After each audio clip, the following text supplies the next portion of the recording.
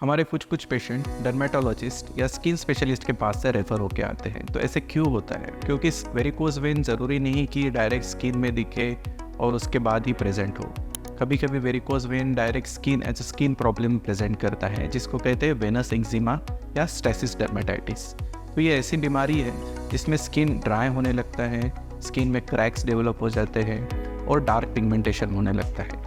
ये जैसे ही आगे बढ़ती है बीमारी स्टेज में, वो एक लाइपोडर्मेटोस्क्लेरोसिस के फॉर्म ले लेती है, जिसमें स्किन थिक हो जाता है, डार्क हो जाता है और उसमें क्रैक्स भी डेवलप होते हैं। इसी समस्या से लेके लोग डर्मेटोलॉजिस्ट या स्किन स्पेशलिस्ट को विजिट करते हैं, और जब वो उनका एग्जामिनेशन करते हैं या कुछ मेडिसिन प्रिस्क्राइब करते हैं और उनमें से राहत नहीं मिल पाती है, तो वो रेट्रोस्पेक्टिवली एनालाइज करते हैं कि नहीं, ये वेनस एक्जिमा हो सकता है, स्टेसिस डर्मेटाइटिस हो सकता है, तो इसका इवैल्यूएशन किया जाए। इवैल्यूएशन करना काफ़ी आसान होता है। एक सिंपल स्टडी है डॉपलर स्टडी। वेनस डॉपलर जब कराते हैं तब उसमें पता चलता है कि वेरिकोज वेन का सीवियरिटी कितना है। तो पर्टिकुलरली अगर ऐसे पेशेंट में जिसमें स्टेसिस एक्जिमा डाउटफुल लग रहा है, डॉपलर स्टडी में वेरिकोज वेन आ रहा है, तो हम डायरेक्टली कोरिलेट कर सकते हैं कि ये जो प्रॉब्लम है वेरिकोज वेन की वजह से डेवलप हुआ है।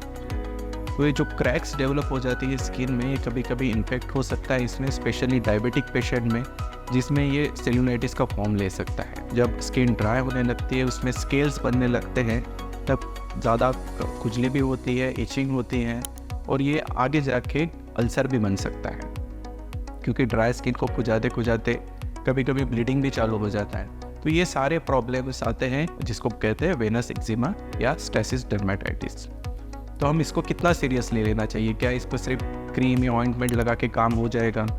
बिल्कुल नहीं, क्योंकि पर्टिकुलर अगर हम स्टेजिंग देखेंगे वेरिकोज वेन का, तो वेनस एक्जिमा स्टेसिस डर्मेटाइटिस जो स्किन रिलेटेड प्रॉब्लम्स है, ये आता है स्टेज 4 में। स्टेज 4 के बाद होता है स्टेज 5। स्टेज 5 में अल्सर बन जाता है। सो वेनस एक्जिमा ऑलरेडी एक एडवांस स्टेज है वेरिकोज वेन का, तो इस स्टेज में इसका ट्रीटमेंट कराना काफ़ी ज़रूरी है, बिकॉज ये तो प्रॉब्लम कुछ हद तक रिवर्सिबल होती है। ट्रीटमेंट के बाद स्किन थोड़ा शाइनी होना चालू हो जाता है, ड्राइनेस कम हो जाता है। सब कुछ कराने के बाद भी 100% ये पहले जैसा स्किन नहीं हो सकता है। बट कारण ये नहीं है ट्रीटमेंट कराना। ट्रीटमेंट कराने का कारण इंपॉर्टेंट ये है कि आगे प्रोग्रेस ना हो, अल्सर ना बने, क्योंकि अल्सर बनने के बाद ट्रीटमेंट और प्रॉब्लमेटिक हो जाती है। हाँ, अल्सर के प्रॉब्लम की वजह से आप ट्रीटमेंट तो करा लोगे, बट अल्सर भी बनने लगेगा उसके बाद।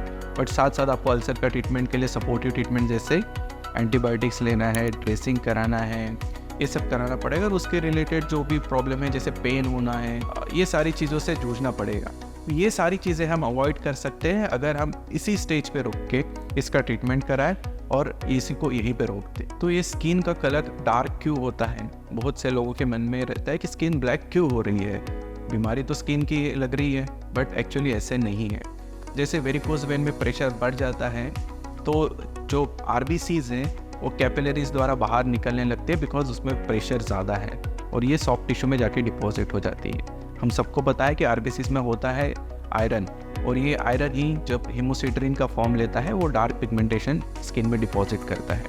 तब अगर हम वेरिकोज वेन का ट्रीटमेंट कराएंगे या ऊपर से कोई क्रीम लगाएंगे, तो ये हेमोसिट्रीन का ये जो पिगमेंटेशन है इमीडिएटली नहीं जाने वाला है। इसका पर्टिकुलर साइकिल होता है, जैसे स्किन, पुराना स्किन जाके नया स्किन डेवलप नहीं होता है, तब तक ये स्किन पिगमेंटेशन ईजिली जाता नहीं है, और ये ट्रीटमेंट के बाद भी काफ़ी डिफ़िकल्ट होता है पर्टिकुलर नॉर्मल स्किन जैसा होना। स्किन चेंजेस अपने आप में ही एक advance stage of varicose vein denote करता है।